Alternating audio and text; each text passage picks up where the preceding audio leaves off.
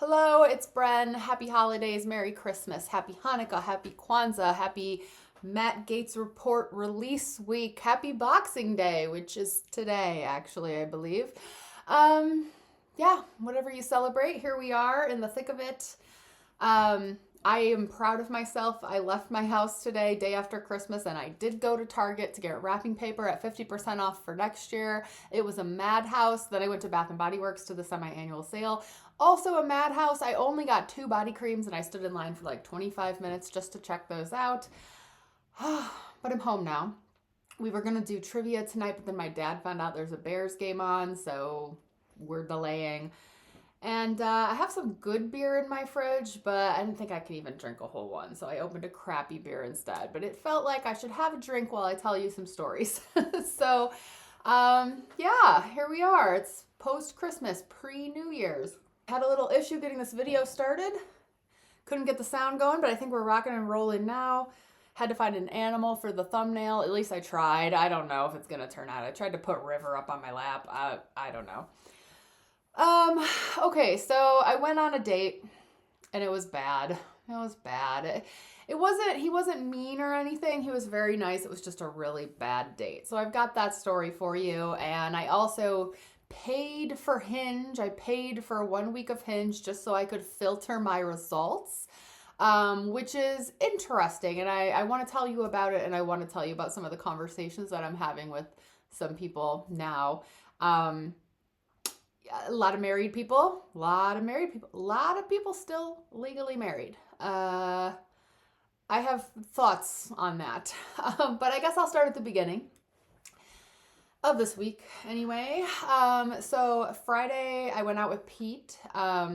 We got some holiday drinks. I think I'm the only person in Pete's life who likes craft cocktails and likes going out to cocktail bars and breweries for that matter. I think his we know Emily doesn't really drink that much, and I think his guy friends they drink bourbon and stuff, but they stay at home. They don't really go out. So I think I'm the only person in Pete's life that would appreciate let's go downtown to the fancy cocktail bar and get $18 cocktails. And they were delicious. But actually, I told him, I was like, I kind of want to go to Brewery X first, just because, I felt good about going on Black Wednesday, and I just got to briefly see and just wave to some people that I know who work there, who have worked there a long time. And I was like, I kind of want to go back. I sort of want to talk to some people. And also, I just kind of feel like in general, I want to start taking it back. And so it's a little bit bold for me to go into Brewery X with Pete specifically, just because some of the people who have worked there a very long time know that he's my ex. That before I was dating Ian, I was dating Pete, so they know who he is. And I wouldn't want anyone to have the impression, I guess I don't really care, but, that I went back to Pete, I'm with him, but also who cares? I don't care what people really think. So we went there. I did get to see a few people that I knew, just kind of very briefly say hi, though. They were really busy because the weekend before Christmas. But we had a beer and we went to then we drove downtown to get some holiday cocktails, but we walked into this one place and they were so packed. There were no seats, and there was not even standing room, so we decided to go somewhere else. So we went downtown to probably the only real great cocktail bar in this town. There are a few that tout themselves as such, but this is the only place you're gonna go get a $20 drink, but it's gonna be worth it. It's a real actual the people who work there are professional bartenders who train and go to different cocktail bars to find new ingredients and recipes and things, blah, blah, blah, blah, blah. It's a fancy cocktail bar. We just don't have a lot of fancy places in this town.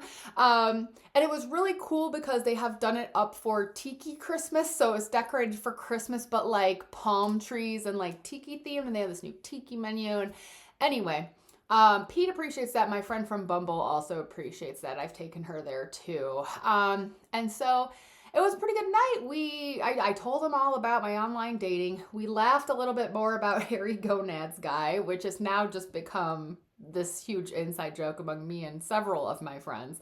And I was showing him Hinge and like how it works, and I was on the app. I'm like, here's where they put the people that like you. Here's where they put the people that are supposed to be really good matches, but of course you have to pay to match with them and all that stuff. And we talked a little bit about how I had been getting along with that one guy, but then he told me that he didn't drink, and how like I just wasn't sure I could date someone who didn't drink at all, because it's kind of no fun to go to like breweries and cocktail bars and be the only one drinking. And I was talking about it like without even realizing that like he's in that situation. But then of course he chimed in and he was like, yeah, it's just not the same. It's just not the same to be drinking by yourself and they're just sitting there, you know?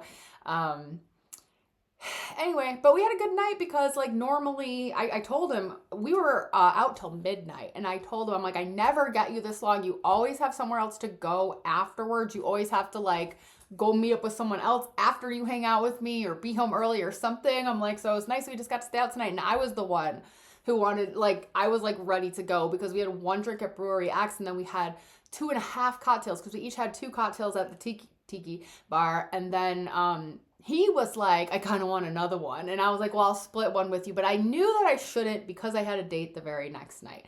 And my tolerance is not at all what it used to be. And I knew that if I had another one of these very strong, very fancy, very expensive cocktails, I was putting myself in danger of a hangover the next day. But we did split one. I let him have most of it.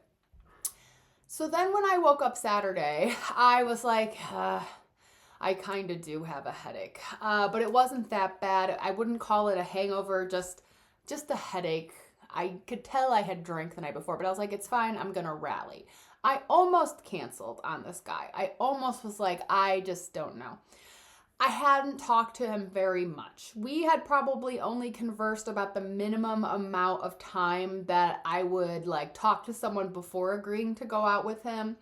But I didn't have anything else going on that weekend, really. And it was like, I don't know, he seemed fine and normal. And so I was like, oh, it's something to do, something to get out of the house. But then, of course, when the day rolls around, I was like, man, it would be really nice to just stay home in bed with the dogs today. Especially because everything's so crowded the weekend before Christmas. But I made myself go. I had told Pete the night before, I'm like, this could be a disaster because, you know, I at first agreed to go out with hairy gonads, dude. Like, and if you haven't watched the previous video, you're going to be like, what are you talking about? You're just going to have to watch it, I guess. But anyway, that guy who a lot of you were harder on than I was in the comments. A lot of you were like, this guy sounds terrible. So glad you saw the signs, blah, blah, blah. I mean, I was kind of being easy on him because I know he's going through a really rough time, but you guys are right. Like, he definitely not a match for me. But anyway, you know, I originally agreed to go out with him, and the only reason I didn't was because we kept talking because I got sick. So we postponed actually meeting up, but we kept talking, and then in that talking, I discovered like, oh, I actually don't want to go out with this person at all. Well, I told Pete, I'm like, I could be facing the same exact situation because I've barely talked to this guy that I'm supposed to go out with tomorrow.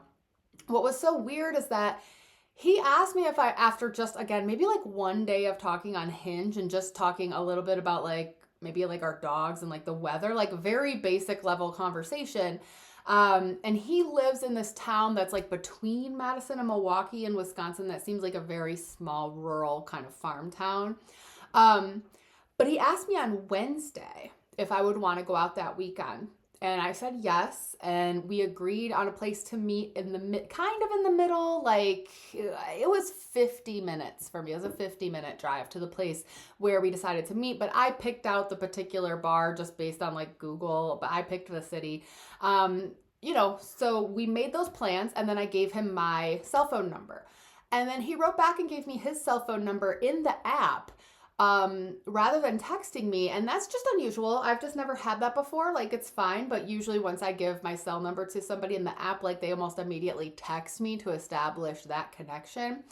And instead he sent me his cell in the app, but then that was it. And then we didn't talk Thursday and we didn't talk Friday. So Friday night when I was out with Pete, I'm like, I think I'm going on this date tomorrow, but I don't know. We'll see. Saturday morning, he did confirm via text, like, can't wait to meet you tonight, you know, looking forward to it. And I was like, yeah, you know, 7:00, this is the place, I'll be there.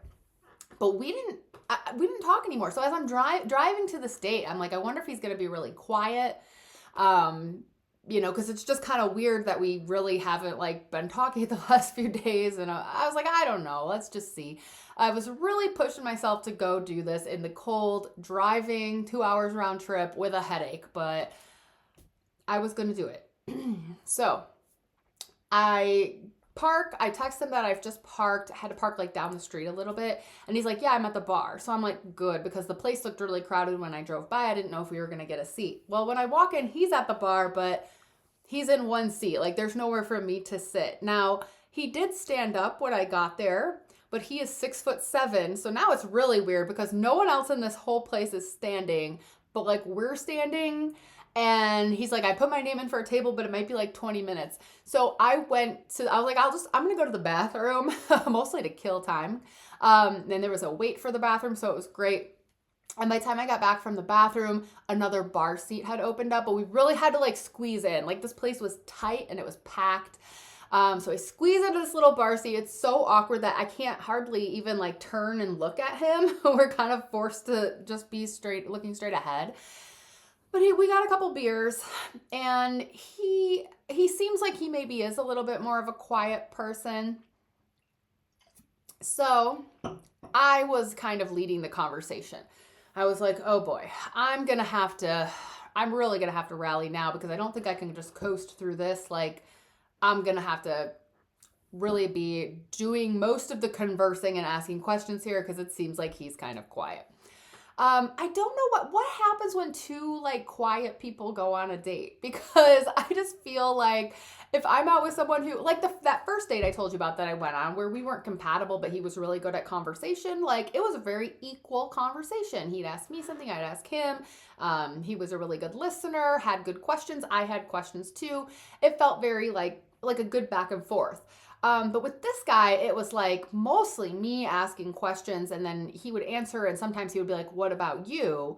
But I was really directing the conversation because if I didn't, we just sat in silence. Like he really didn't ask me much. I'm not saying nothing. There were a few things throughout the night, but for the most part, I felt like I had to lead this conversation. I didn't want to. I certainly didn't feel like it, but there were times that I just stopped and he did not fill the space. So then there was awkward silence. So then I would be like, I guess I need to ask another question. What happens if he were to go out with a very quiet woman and do they just sit there? Like what does one person be like, okay, I guess I have to step up and do most of the talking? I don't know.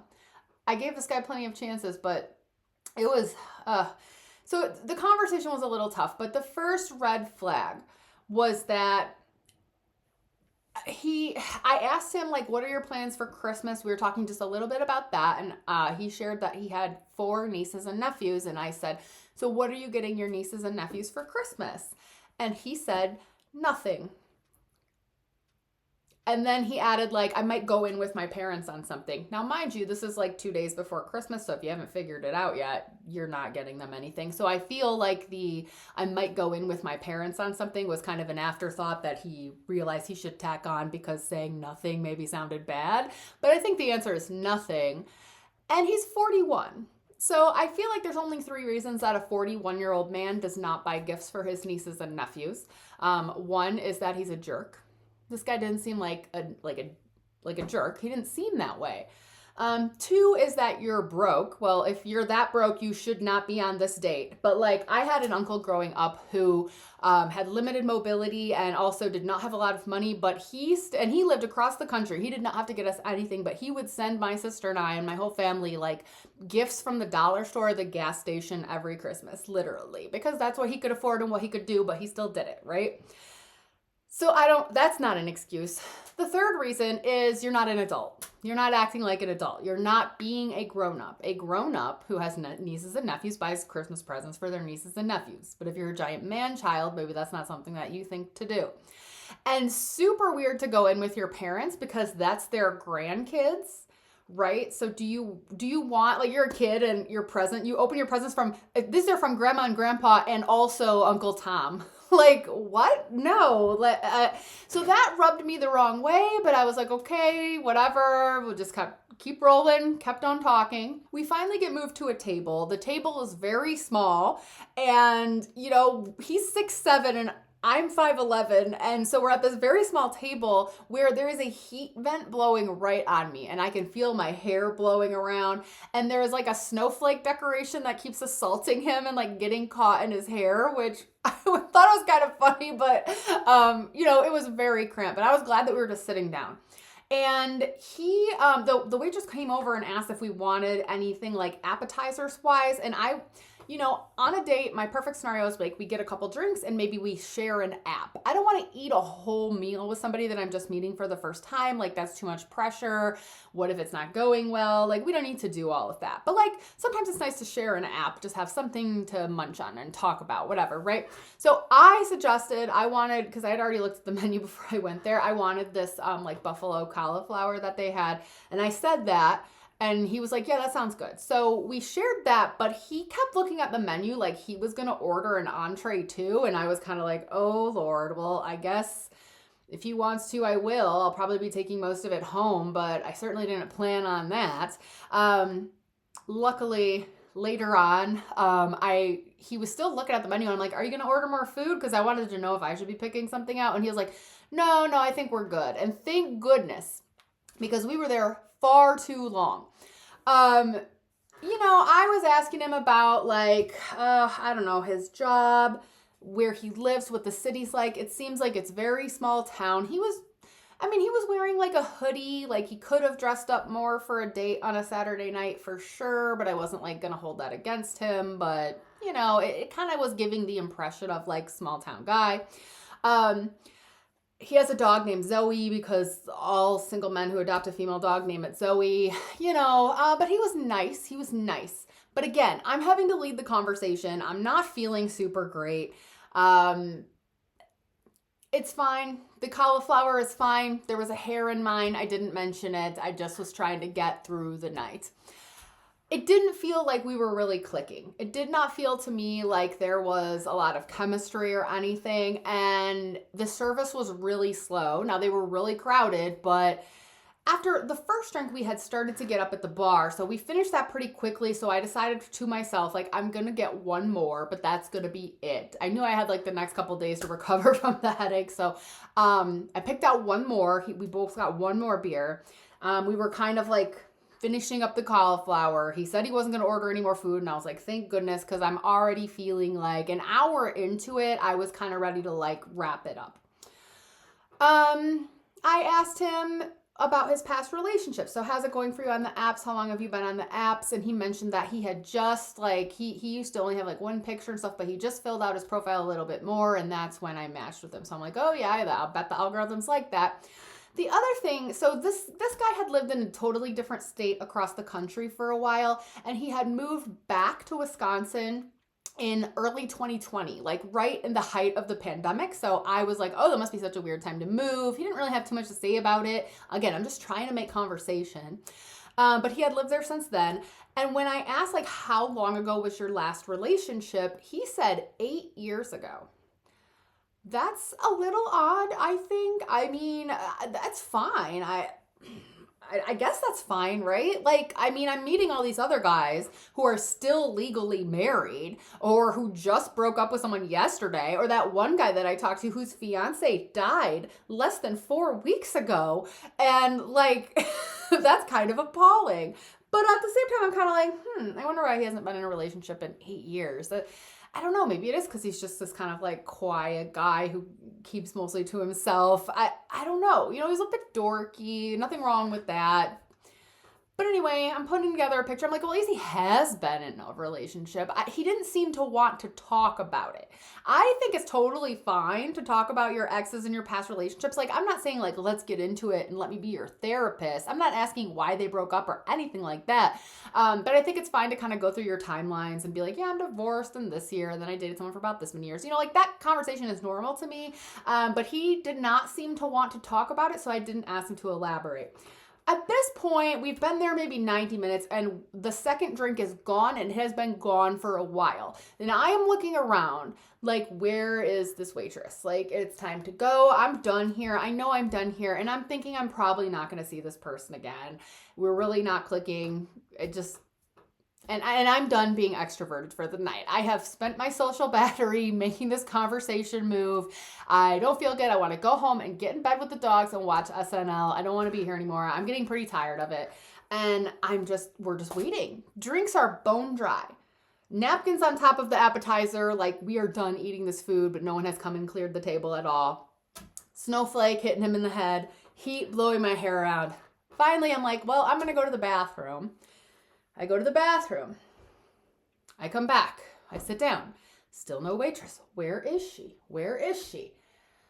So I'm trying to think about more conversation to make so we're not just sitting there staring at each other. And so I asked him, we had already talked about our dogs, but somehow I got talking about the dogs again, and I'm talking about how River loves to chase squirrels. And he's like, yeah, I'm pretty sure Zoe at some point, is probably going to like get a squirrel, like catch one. And I'm like, oh, so do you have like a fenced in yard for her to run around in? And he goes, yeah, we have like 3 anchors. I live with my parents. And I'm like, say what now? say what? And in my head, I'm like, don't react, do not react. I don't know if you could see it in my face, but part of me is just kind of like, oh, we were done here before, but now I really want to go. Like before I felt like I was wasting time and the date was over, but now I'm like, okay, there is no reason for me to be here anymore. I'm literally thinking in my head, like, can I just throw cash on the table and leave? Like, can he settle up? Can I tell him I have a headache? I don't really care what he thinks anymore. I just want to get out of here now. Before I sound terrible, there are absolutely certain reasons why someone who's 41 years old might live with their parents. One is that your parents live with you and it's your house, but you're taking care of them because they have health problems or something. That I can understand. That does not sound like this situation. 2, you just moved back to town, but we know that's not the case because he moved back in early 2020. So almost 5 years ago. We know this. 3, as soon as I told Cassie texted me while I was on my way home, how was the date? I wrote back, he lives with his parents. She wrote back, divorced, ? Because that is the 3rd reason that someone might live with their parents. I did that when I was 27. I lived with my parents for about 9 months after my divorce while I was finishing up graduate school. I was not online dating during this time because I was not in a position to online date. I was getting my stuff sorted out. And I was also 27, but hey, it happens. And those would all be like pretty legitimate reasons why you might live with your parents. And if you just live with your parents because financially you have to live with your parents, I'm not judging him for that. It's probably smart. You're saving a lot of money and everything, but I don't think you should be online dating. Like, it just sounded like he does not have his stuff together. And then it made sense. The not buying the nieces and nephews Christmas presents. The I might go in with my parents on a present. And I'm sitting there going, oh my God, I'm on a date with the weird uncle.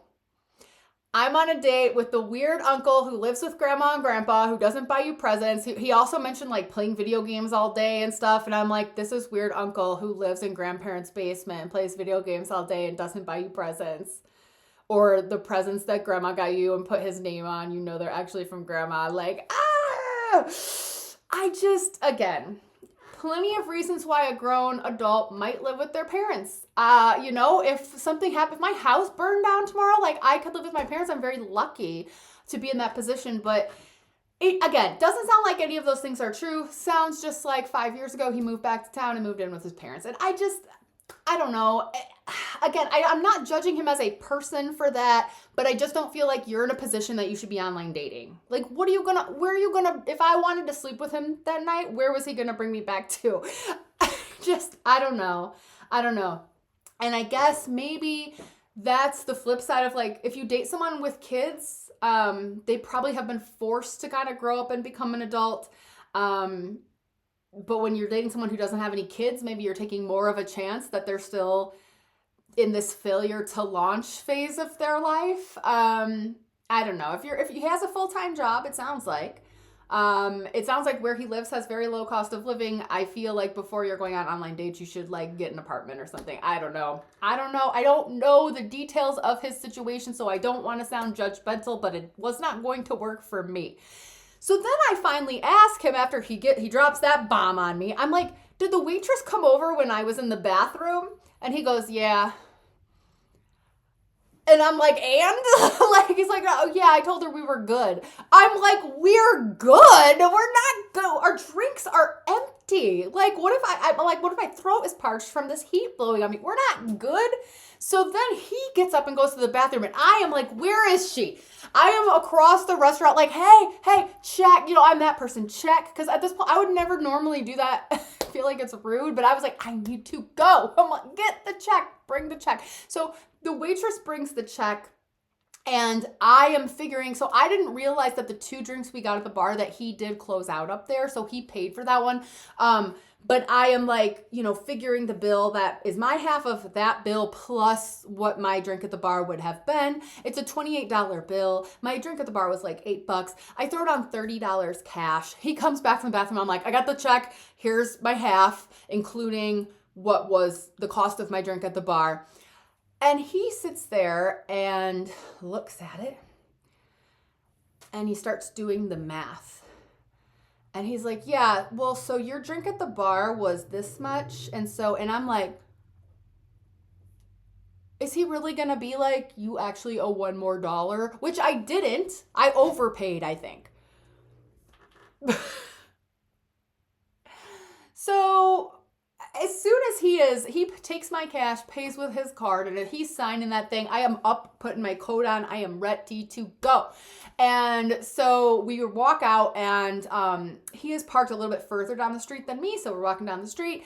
I see my car, I'm like, well, this is me, okay. And I go in for a hug so I don't have to like make eye contact with him. I'm like, okay, well, nice to meet you. Have a safe drive home. And have a good night, you know, and I get in my car. Like, there was no opportunity for him to kiss me or anything. I did not even look him in the eye. I'm like, get me out of here, get me home. On the way home, Cassie texts me and is like, you know, I'm telling her how it went. And I'm like, this was not a match, but also like this and that and this, and no presents for his nieces and nephews. And he was counting the bill. And like, I mean, what was he going to do if I was like a lot of girls and I just sat there and expected him to pay for it? What would he have done then? I don't know. Maybe I guess he would have asked me to pay my half. I'm not sure. I always pay my half. I always do. It's just because I'm an independent modern woman. Like, I just pay my half. It's not that big of a deal. But like, I know a lot of women don't. So I don't know what they would have done in that situation. I got home. I got in my pajamas. I got all the animals on the bed. We watched SNL. And there was this little thought that I had where I'm like, oh, well, he didn't text me to ask me if I got home okay. And even on bad dates that I've gone on before where I knew I was never going to see the person again or talk to the person again, they still usually text me to see if I got home okay. And so I was thinking, well, he must like know that we're never going to talk again because he's not even asking me if I got home okay, even though he knows I had an hour drive home at night in the dark. But that's fine. You know, Cassie checked on me. It's fine. So, what do you think happened? The next day around, I don't know, 3, 4 o'clock, I get a text, and it's him, and he asked me if I'd like to go out again this week. What date was he on? What date was this man on? This man was certainly not on the same date as me, where I had to do all of the talking, and we were sitting there for the last half hour with no drinks, and what? How could he have, how? I just don't know how we could be on such different pages. And then I'm like, well, you should have texted me, asked me if I got home okay if you thought we were going out again. That's just common courtesy in my opinion. But really? So then I have to do the awkward thing of being like, I'm sorry, I had a good time, but I don't think we're a match. And luckily he didn't like keep going or text me again or anything. But like, I'm just shocked. I am shocked. I need to stop being such a delight because I can't believe that he thought that was, I feel kind of bad. I would rate the date overall like a 4 out of 10. I mean, it could have been worse if he was a jerk. It would have been worse, and he was not a jerk at all. But I kind of wish that I had canceled now. And so I'm thinking I need to be a little bit more picky. I need to be a little bit more discerning. I need to talk to these people a little bit longer before I decide to go out with them moving forward. So yeah, a couple days after that, I decided I would fork over the $17 to pay for 1 week of Hinge Plus or Premium or whatever they call it. The thing that allows you to filter your search results. Because without that, I mean, I hate their interface. I can't believe that it's the most popular one besides Tinder, which is just for hookups. Like, because I hate the way Hinge is laid out. First of all, I hate that it's all white, but also, like, just the background is white. Not that it's all white people. But you have to scroll down and then you also have to scroll over. And it's the weirdest thing because, like, you scroll down and you can see their hometown right there in front of your face. But you have to scroll over to see where they live now. And then where they live now is the name of a neighborhood. And so some of it doesn't even come up on Google Maps. It's just the name of the neighborhood. Well, if I'm here in Rockford and they're in Milwaukee and it tells me they're in some neighborhood, I don't know what that means. And you can't click on it to see a map or anything, which would be nice. So it's very hard to figure out where people are even actually from. You have to scroll all the way over to the side to see, like, things like drinking, smoking, if they have kids, if they want kids. Like, so it's just really where they scroll down and over. And I also hate Hinge because it doesn't give you a place for just a bio. It only lets you answer prompts. And so you have to figure out a way to say everything you want to say about yourself in response to 3 questions. And I understand that it is great for men who don't like to fill out their profile completely, because men who can't talk about themselves and can't even figure out 3 sentences to describe themselves can say, my 3 favorite foods are taco, pizza, and cake. Like, you know what I mean? It's made for dummies, kind of. Like, but that's how I would screen back in the days of, like, Match.com or even on Facebook dating. I could screen a little bit based on, did this person put some thought into their profile? Do they have some things to say? Like, I'm looking for someone who's intellectual, and these people who, like, the most they can write on their profile is that they like tacos. Maybe we're not a match, but that's someone who actually fills it out completely and gives very thoughtful responses and answers, more my person. It's a little harder to navigate that on Hinge. I just don't like Hinge the way it is. Like, I just don't like it. And you can't even filter by something like height until you pay. The only things you can filter by are age and location unless you pay. And I was just like, I was never gonna, 1 in 12 people that I was, swiping on even met my base criteria. So I was like, let me just see what happens when I can filter my results. So I paid, and then I was able to filter height, which I went down to 5'10", which we know in man terms means I could get someone who's like actually 5'8". And again, I am a literal 5'11" barefoot, 6 foot in any shoes that I put on. So I am dating shorter, okay? I filtered for height, of course, politics. Kids, I left everything checked except wants kids, but I allowed it to show me people who have kids, don't have kids, whatever, I did put on, like, that they drink. Like, I eliminated people who don't drink at all. What else did I do? I think that's it. And then I have my location set at like 75 miles or something like that. And then I was like, okay, now show me these people. It still lets people sneak through that have not filled out those answers, but it gets rid of the answers you don't want. So at first I'm like, okay, now we're rocking and rolling. I'm seeing the people I want to see now. Everybody that is showing me are, in these things that I have determined that I want to see. And after about, 10 to 15 minutes of swiping through these people, who I'm mostly swiping yes on because they're already meeting the base criteria, some of the people that I'm swiping left on still are, God, Hinge has this one prompt that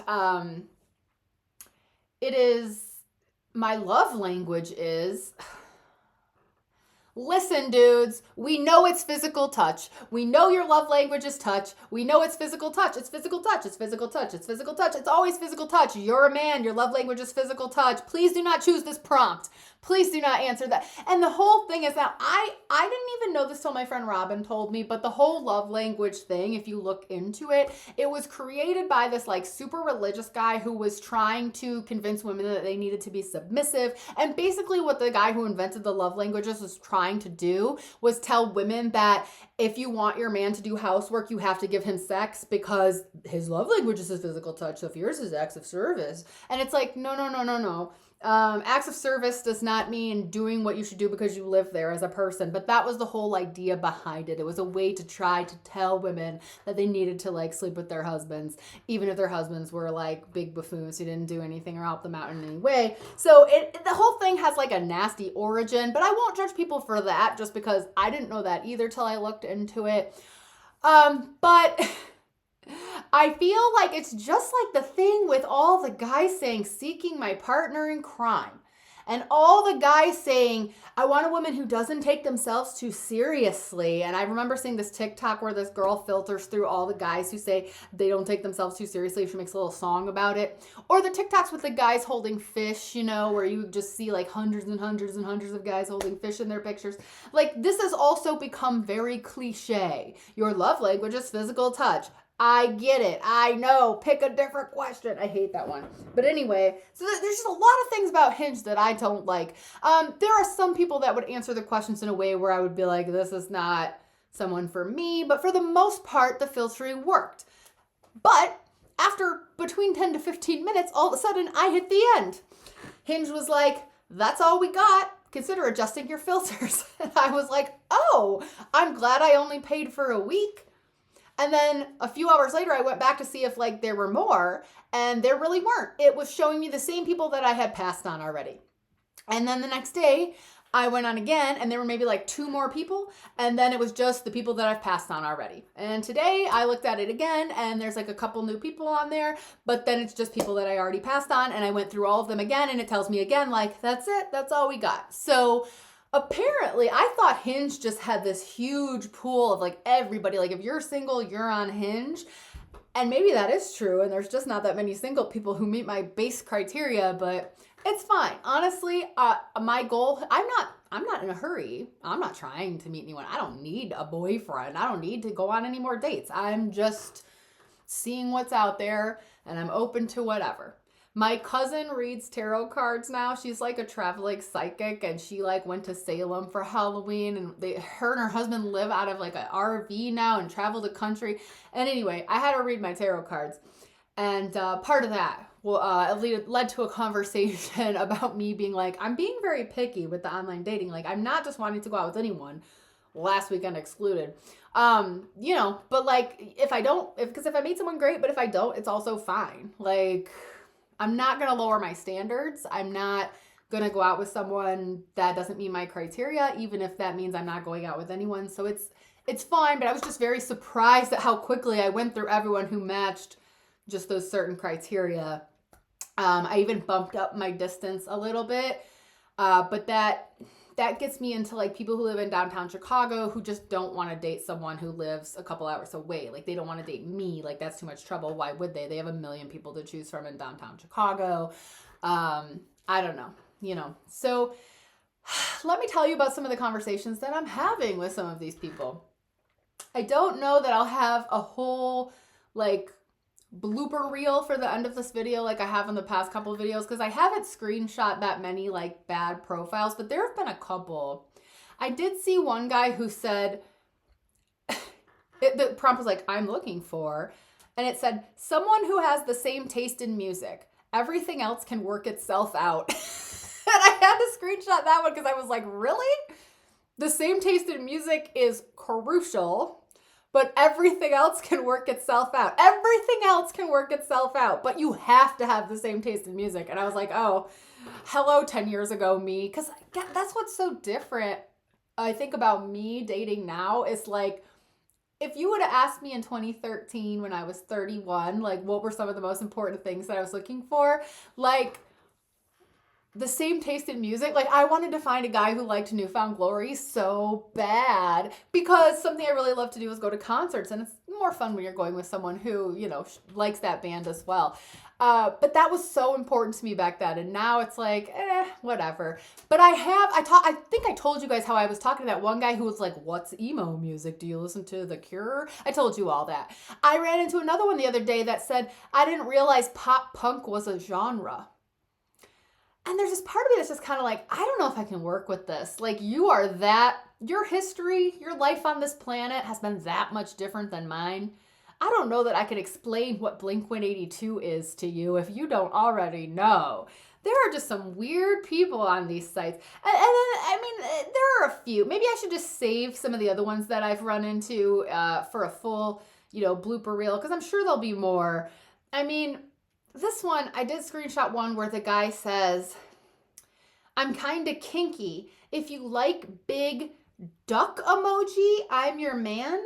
So it's like the mallard duck emoji. I mean, it's not, did we move on from the eggplant to the duck? Is that, you guys will have to let me know. I guess I'm too old for this. Let's see. There was one more that was very kind of vulgar. The way to win me over is when you F my body and then my mind. And the punctuation, very bad on this one. What's going on here? I don't really understand this one either. Just broke up, looking to party, 140, blah, blah, blah. Pretty chill, down for whatever. Love language is touch, of course. I got you. Waterproof blankets on deck. Devil emoji. No. And these are people that matched my criteria. Oh, and then I felt really bad because there was one guy who in his main picture, he has a nose hair coming out of his nose like this. And he's a very old guy. And I wanted to be like, please have a woman review your profile. Oh, but anyway. Man, oh man. The people that I am talking to. So I was having a pretty good conversation with this one guy. And then his profile said have kids. And I was like, is that your kid in your picture? And he's like, yeah, I also have. And he listed off 7 kids. And I let that conversation kind of go because I was like, 7 is a lot. And they were all different ages too, like ranging from like 2 to 17, stuff like that. But some of these people seem kind of normal. Okay, I started talking, let's see, when did this conversation happen? Okay, the last time I talked to this person was 10 days ago, so I don't know if I'll ever talk to them again. I started talking to this one guy who lives here in my town, which is very unusual. It's very unusual for me to match with someone who actually lives here, because there's not a lot of people that live here, and they're all hill rods. So it's like, wow, here's someone who actually, like, I can vibe with, and they live here in my town. Well, he explained that he just moved here because he just got divorced, but I don't think he's legally divorced yet. He just got separated. Let's put it that way. Like all of them, except for the one I went out with last weekend. And, he's got one kid who lives back in the Chicago suburbs with the mom, but he moved here because he works for one of the sports teams here. So he works with one of the teams. I won't say what he does or anything, but he travels around with the team. And so we had a really good conversation one night where we talked for like an hour back and forth on the app. And then we talked a little bit more the next day. And then I actually said to him, I'm like, well, we should totally meet up and have a drink sometime. And he was like, yeah, absolutely, we should. But because I'm on the road right now with the team, like my schedule's really busy, maybe January.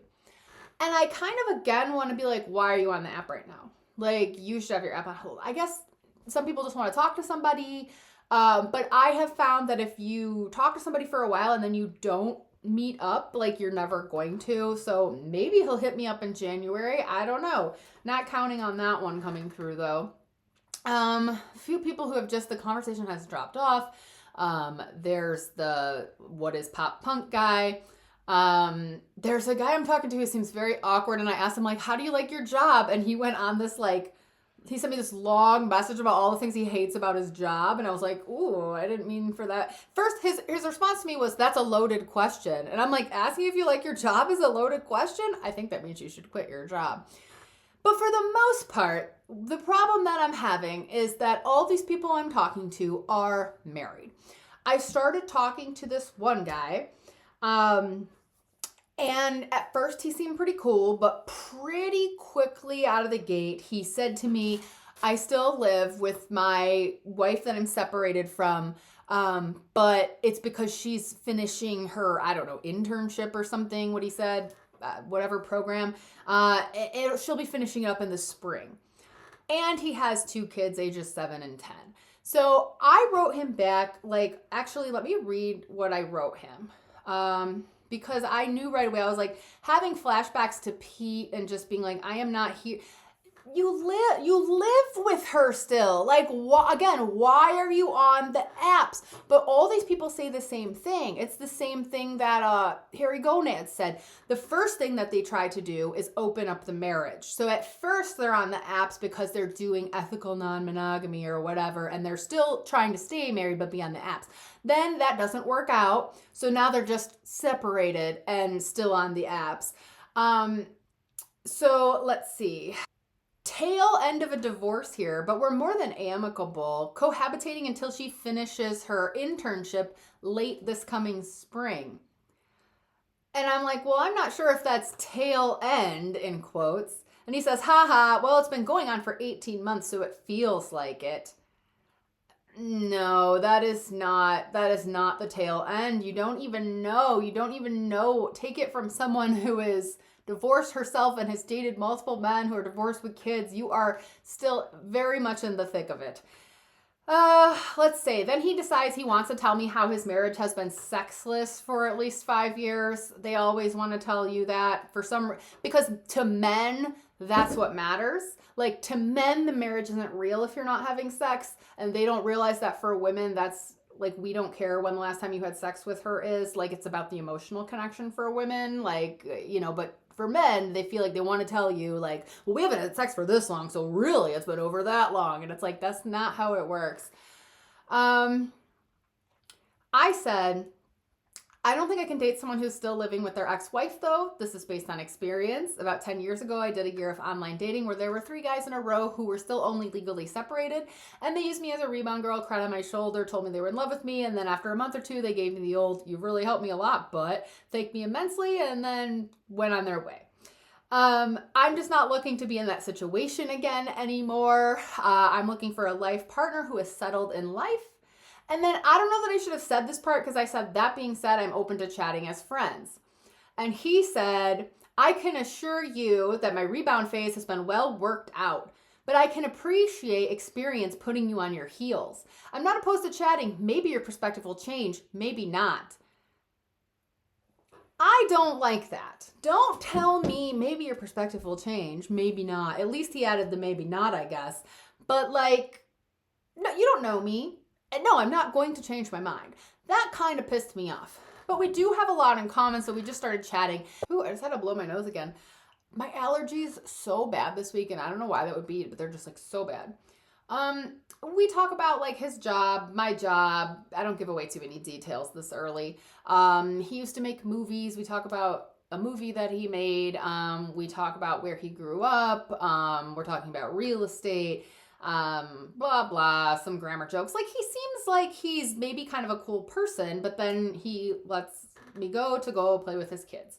The next day, he hits me up again, but I've had some time to think about it, and I'm like, no. I'm thinking in my head, like, not only is he still living with his ex-wife, but he also has 2 young kids. And again, if you guys have been watching my channel, you know I went through this whole thing with Pete. Pete wasn't even married, but I was with him through the custody agreement and establishment and custody battle that followed.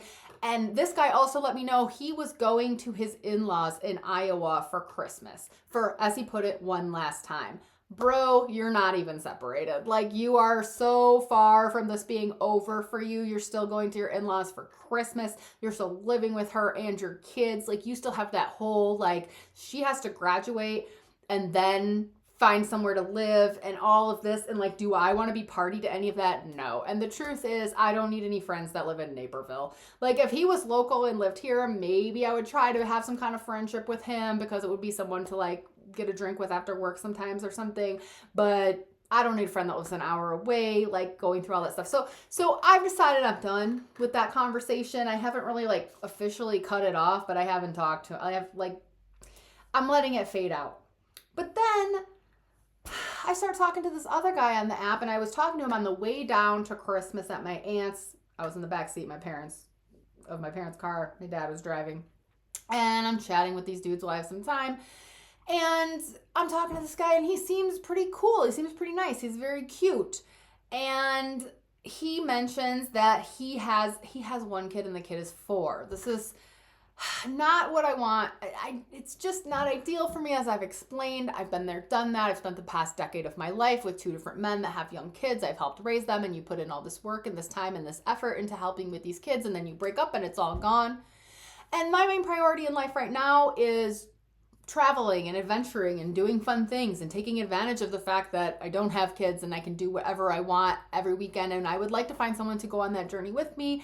It's not an absolute deal breaker, because I do realize that people have kids and most people have kids. And if I was only looking to date child-free people, I would really be having a very small dating pool, maybe nobody. But again, I'm 42 now, so I feel like a lot of people my age have older kids. Their kids are at least teens and stuff. Like, they're becoming self-sufficient, all of that. Do I want to date someone with a 4-year-old? No.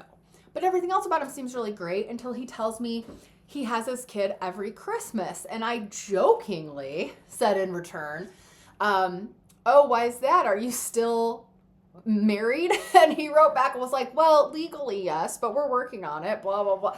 And I'm like, oh my God, another one. And there've been a few others too. And some say it on their profile, most don't. And so I had to sit back. I'm like, this guy seems pretty cool too, but he also lives about an hour away. He's not living with her, at least. So then I'm kind of like, well, what do I do? This one's somewhere around Milwaukee, I think. We're having a conversation about like beer right now. And this venue in Milwaukee. And he's like, I'm sure you see Newfound Glory there. So like, he knows what pop punk is. He seems kind of nice, but like, he's still legally married. So here's the thing. I have said on this channel before to you all that, jokingly, obviously this is kind of a joke when I say this, like, you don't want to be the first person someone dates after their marriage ends. You want to be like the second person because the first person's a rebound. I've said that kind of jokingly, but also it's because it's based on my experience that has happened to me.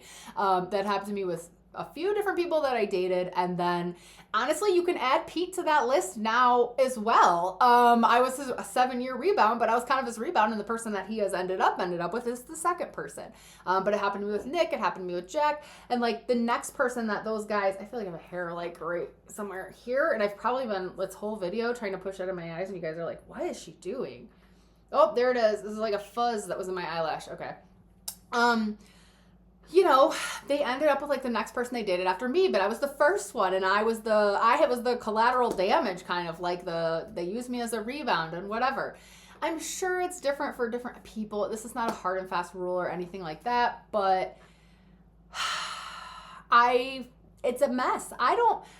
Everybody has baggage, like emotional baggage, but that's all I have. I don't have like actual baggage that I'm bringing to the relationship, like exes. I mean, I guess I'm friends with Pete. I guess you could consider that baggage, but also like I don't need to keep being friends with Pete if it's going to be a problem in a new relationship that I have, I guess.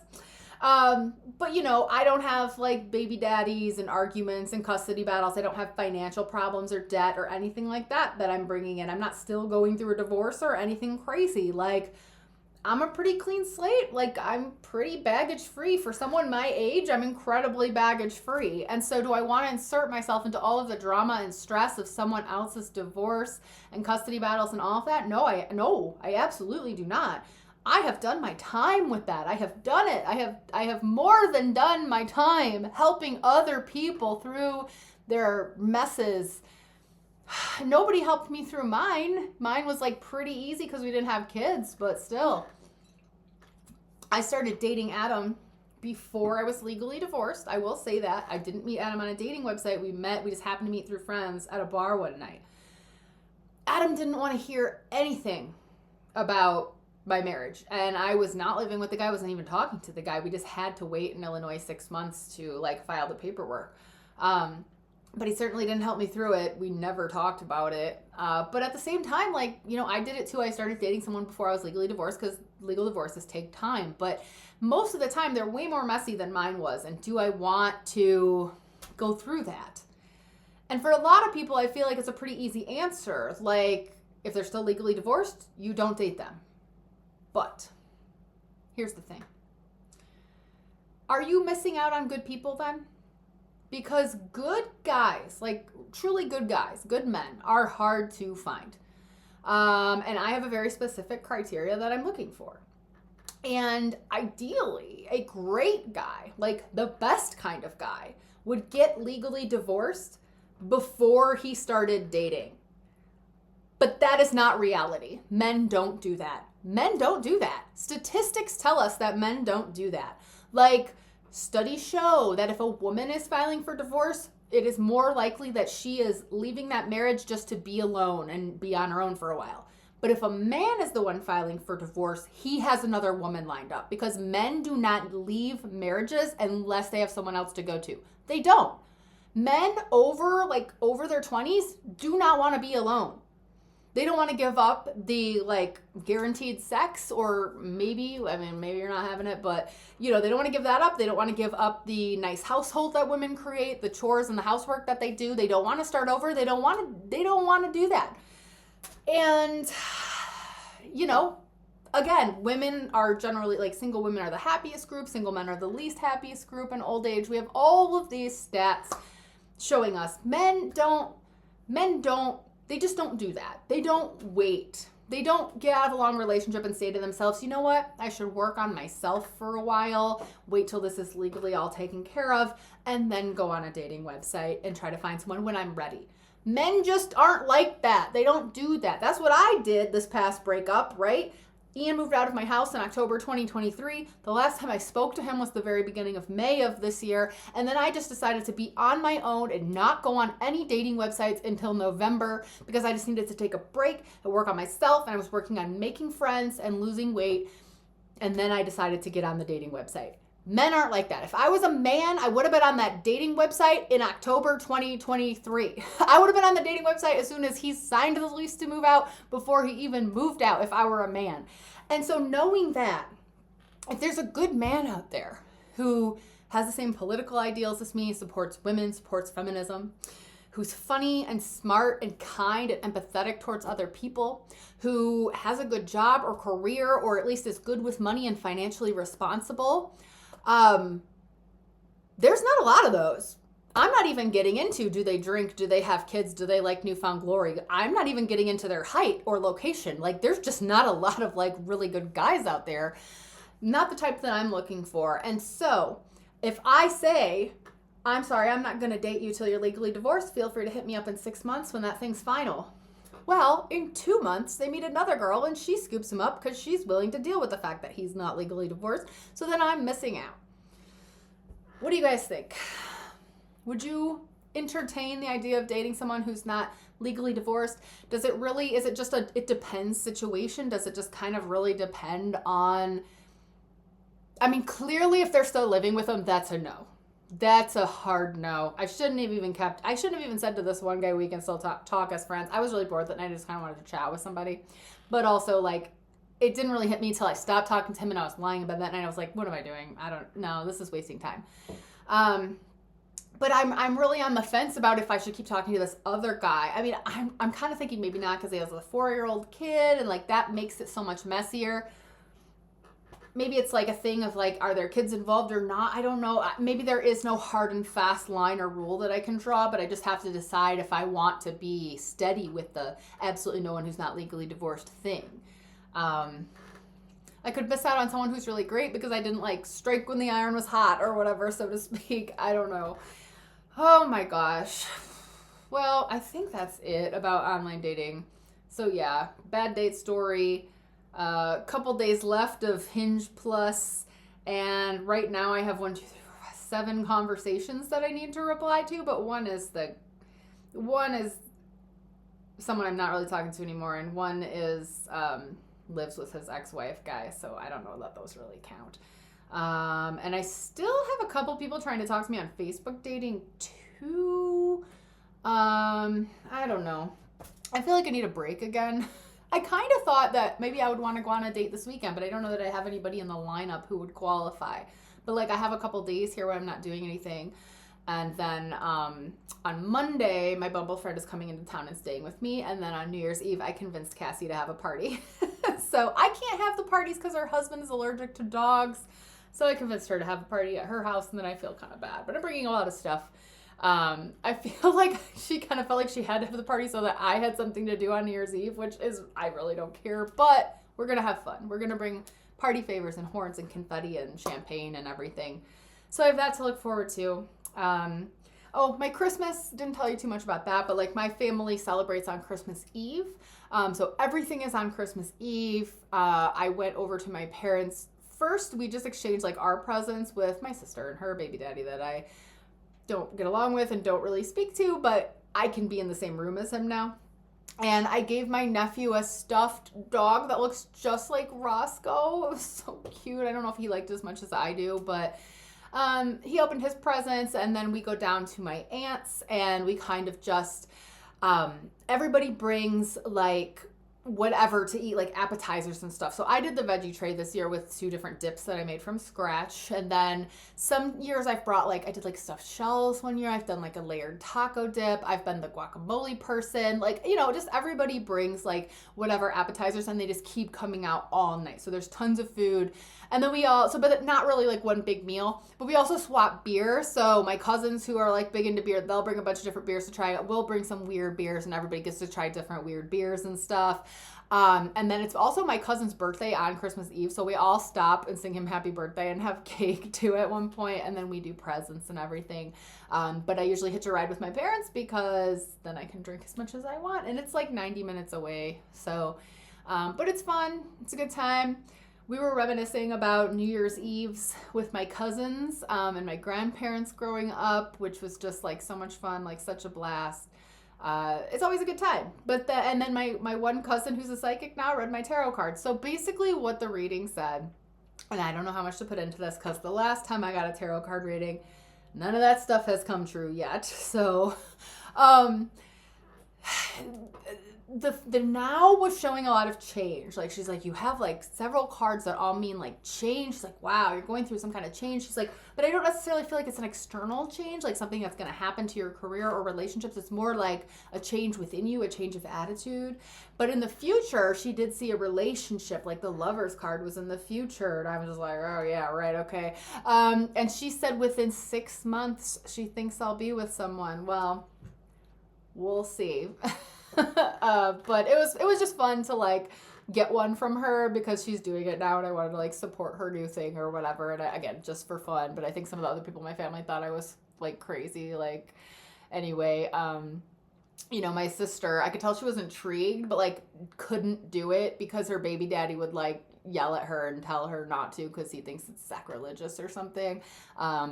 There's other things too that just, again, he's very controlling. Like I was showing her my Botox results, and she was like, she wants to do it, but she's like, shh, like if she's gonna do it, like she's not gonna tell him. And I'm like, if some guy tried to tell me what I could do to my own face or body in general, no, thank you. But whatever. And by the way, if you stayed on my last video and watched all the way to the end, I was kind of freaking out about my Botox results at the end. It has gotten better. I was only like less than a week into it at that point, and I had a lot of pulling on the side here. It has definitely mellowed out. I think it looks a lot better than it did when I made that video. I still do have some movement, but it's not near as bad. So I'm actually like pretty happy with the results, but I think we'll have to tweak some things next time. But like, it's not bad. I was a little bit freaking out prematurely, and I knew I was doing that because that's just me as a person, you know, miss anxiety. I guess I do have that baggage. Anyway, then on Christmas Day, we don't do anything. Like I didn't have anything to do, but it's kind of nice because it's like there's no FOMO, everything's closed, you know, and I just got to like hang and chill at home. I thought about doing a video then, but I didn't get to it. I was just like, yeah, just chilling, watching Netflix, hanging with the dogs. I did on actual Christmas Day give all the dogs their presents, but because I don't have human children, everyone in my family buys my dogs stuff. I think they feel like now, especially since my nephew was born, that they're like getting my sister's kids something. So then they get my dogs something, which is hilarious to me because they certainly don't have to. But yeah, my dogs like made out this year. I didn't even get them anything for Christmas because they don't need so many new things at once. And I'll get them something for Valentine's Day or something. But like they had so many toys. Like 2 of my cousins got them stuff, and then my sister got them a ton of stuff. My parents got them stuff. Clover the cat got some stuff. So there's so many new toys, and I let them just go crazy in my basement and just rip them because they're mission destroy. They want to murder. And so my basement is just full of fluff. It's just covered in stuffing and stuffed animal carcasses, but they had a blast, and that was kind of my Christmas. So I hope your holidays have gone well as well. And I'll be back next time I go on a bad date or a good date. Maybe. I'll be here to tell you about it. But I think that's it for now. I'm going to try to relax the rest of break because when work starts again, it's going to be like pretty intense. Like there's a lot of work waiting for me, but I took off the next couple days after New Year's Day, so I have all next week to chill and relax, and I'm going to try not to think about all the work that's waiting for me on January, what will it be, 6th or something, whatever that Monday is. But yeah, that's it for now. All right, thanks for watching. Bye. Come here, you want to be in the thumbnail? Yeah, you're going to be in it. Come here. River, you want to be in the thumbnail? You're kind of big, but we can make it work. No, you never get to be in the thumbnail because you're too big. You get to be in it today. All right. Roscoe, stop making this difficult. Now he wants to be in it. All right, ready?